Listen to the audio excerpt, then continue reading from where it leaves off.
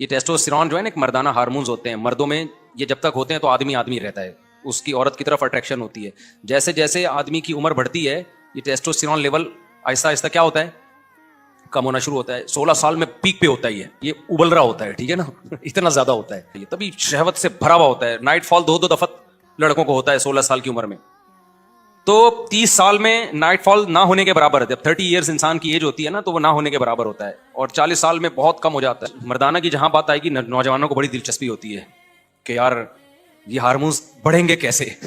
اس میں سب سے اہم چیز یہ ہے, چینی چھوڑ دو, کوکنگ آئل بولو بھائی چھوڑ دو, یہ جو آپ کوکنگ آئل کھا رہے ہو پکا پکا کی چیزیں یہ کیا کرو, چھوڑ دو. چینی کیا کرو, آپ طاقت بنانا چاہتے ہو کھا کے, کھانے سے نہیں بنے گی, کچھ چیزیں چھوڑنی پڑیں گی. جب کچھ چیزیں چھوڑو گے تو جو کھا رہے ہوگے وہ ٹھا کر کے باڈی کو لگیں گی.